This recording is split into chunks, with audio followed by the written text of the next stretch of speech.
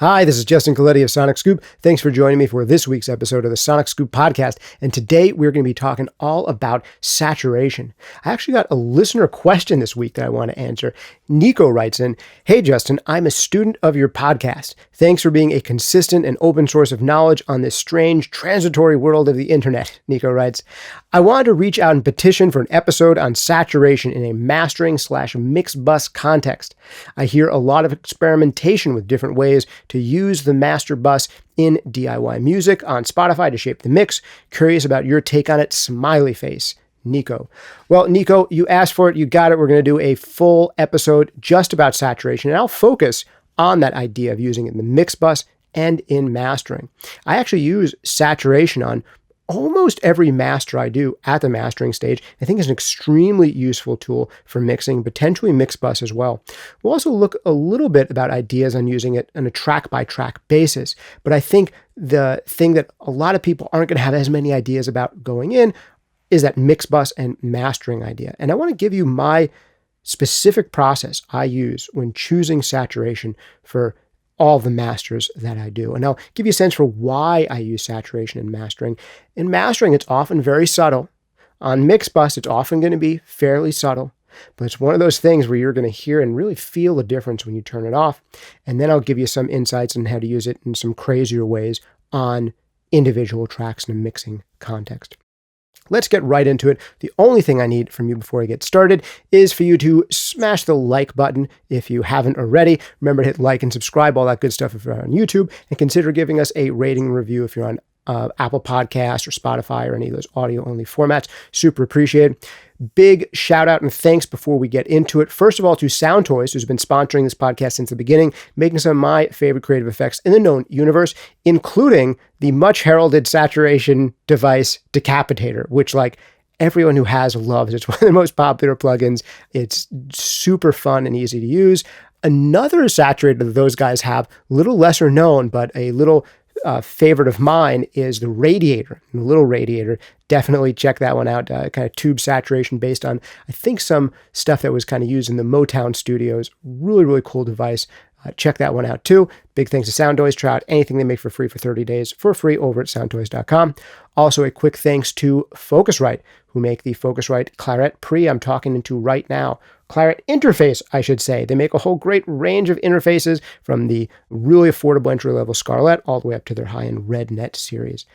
That's it for sponsors. I want to mention JZ Microphones, not technically a sponsor on this episode, but I am using a new JZ mic they sent me. So in case you notice the new sound or new look of a new mic in the podcast, it's this JZ microphone, the BB29. So I'm going to be doing a in-depth product spotlight in this one and not too long, so keep your eyes and ears peeled for that one.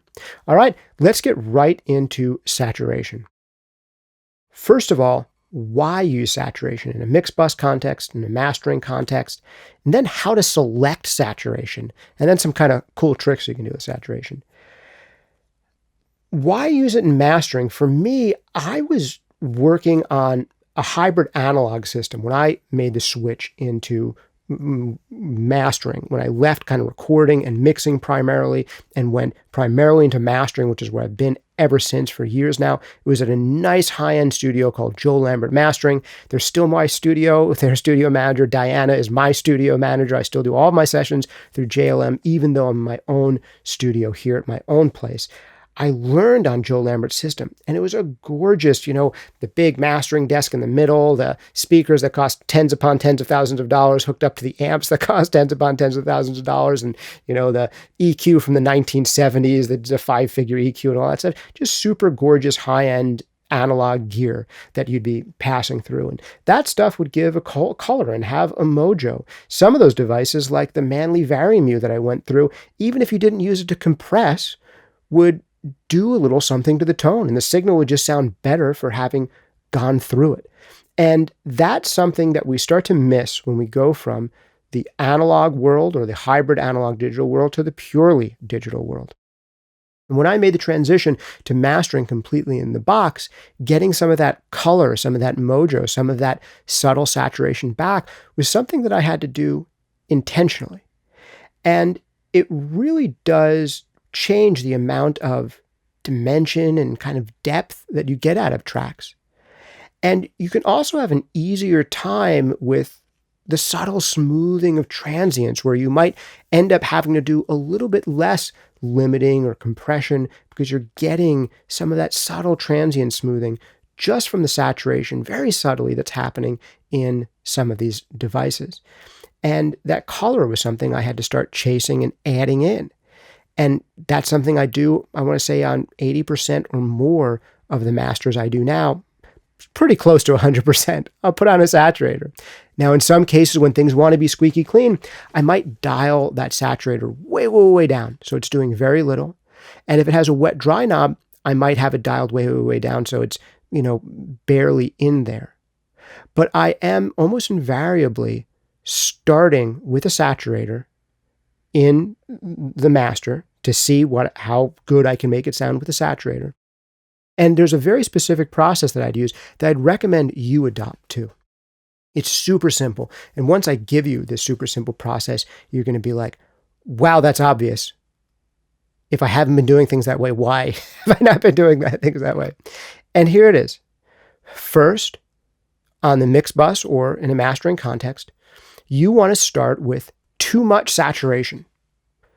Just like put on way too much saturation. It's not time to be subtle at first. The first thing you want to do is select the right type of saturation for the track that you're working on. And the best way to do this is by amping it up to the point where you're really hearing the saturation, where it's obviously more saturation than you'd really use in real life. And then dial it back. Super simple, right?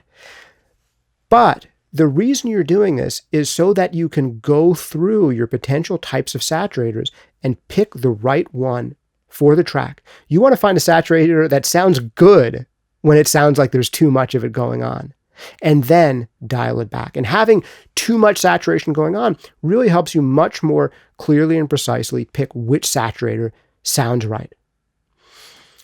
Now, I don't actually have to do it in that involved of a way anymore, because now I've gone through all of the saturators that I have access to again and again so many times that I know what they sound like. So instantly I can kind of hear a track, know which direction I want to take it in, and then pick the right saturator for the job and dial in the right amount, maybe putting in a tiny bit more than I need to make sure it sounds great, and then dialing it back a little bit.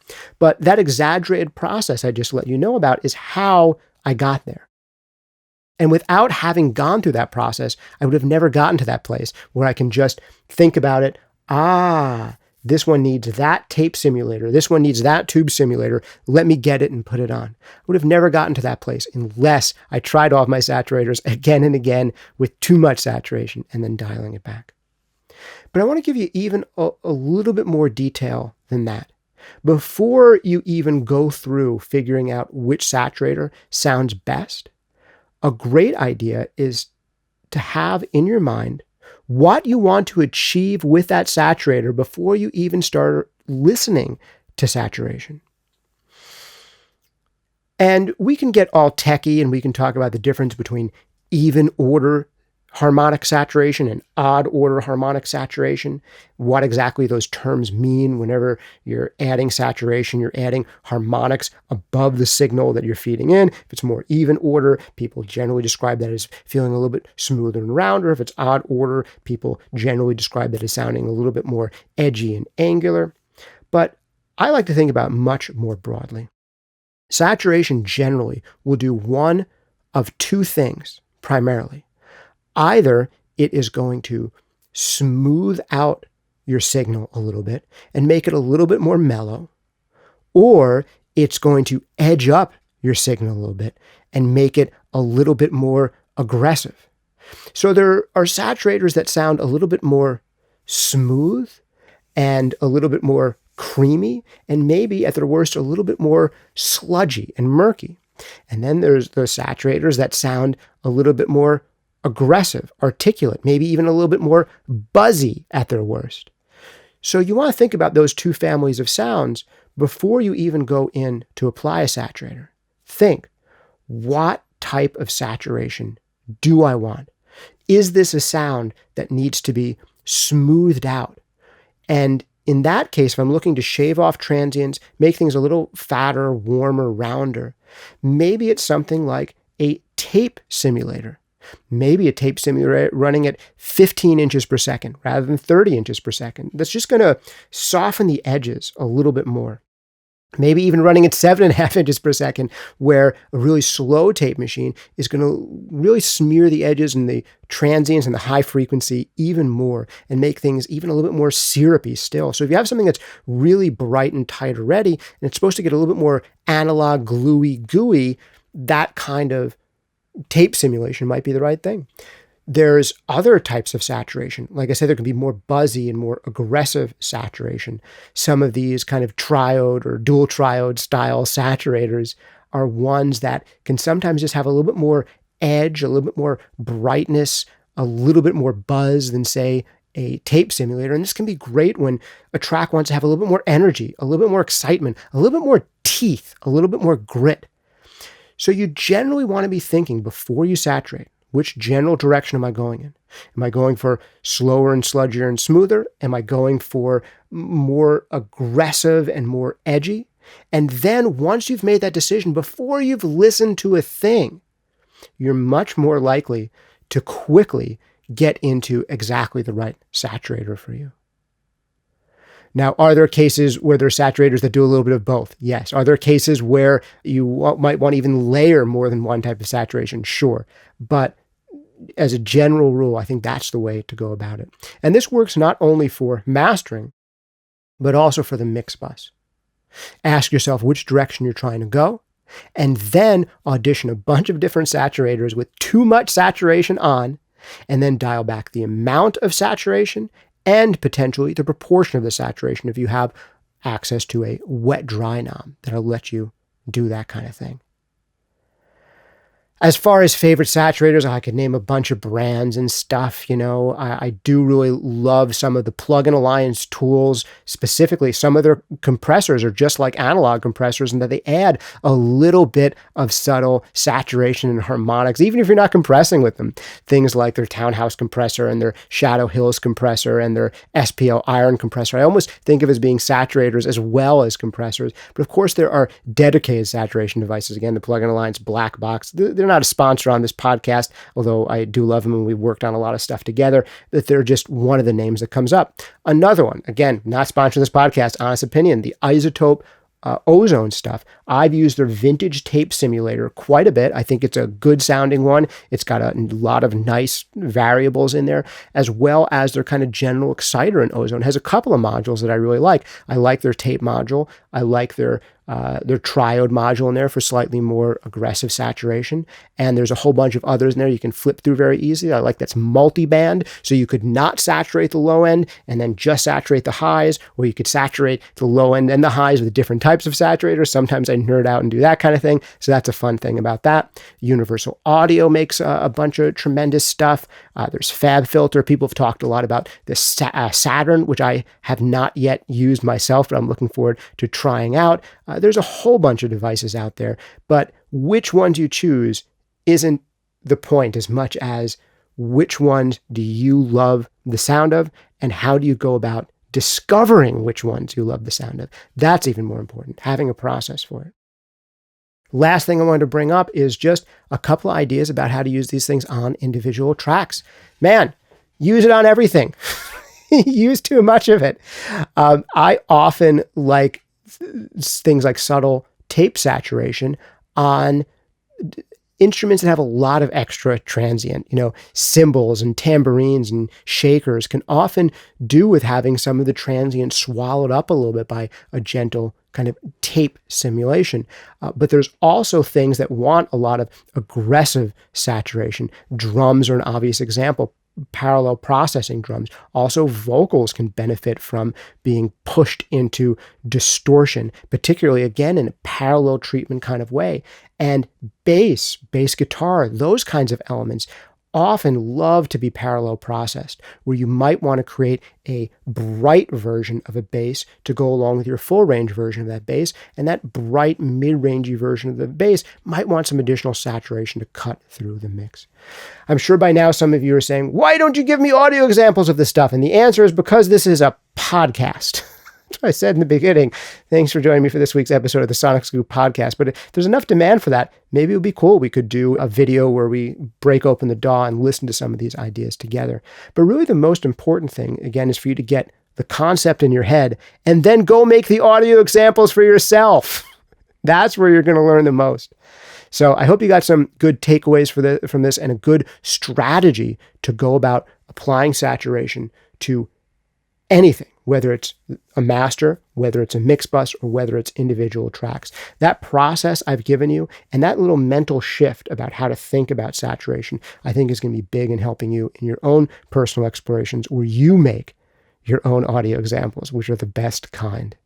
All right, I hope you've enjoyed being here with me for this week's episode of the Sonic Scoop podcast. This has been Justin Colletti. If you want to go deeper with me, I do have 2 full-length courses, Mixing Breakthroughs and Mastering Demystified. You can check them out at mixingbreakthroughs.com and masteringdemystified.com. If you prefer something totally for free, you've also got my free workshops, the 5 Habits of Every Great Mixer. You can get over at sonicscoop.com/mixhabits, or Mastering 101, a primer and an introduction to mastering. You can get that sonicscoop.com/mixhabits or sonicscoop.com/mastering101. Hope those are useful to you. Big shout out and thanks again to Sound Toys, sponsoring this podcast since the very beginning. Try out anything they make for free for 30 days at soundtoys.com. Also, big thanks to Focusrite, making this lovely Focusrite Claret interface that I'm speaking into right now. Hasn't given me a lick of trouble. They make some of the greatest bang for the buck stuff out there and some really nice high-end stuff too. This has been Justin Colletti of Sonic Scoop. Thanks for hanging out with me. See you next time.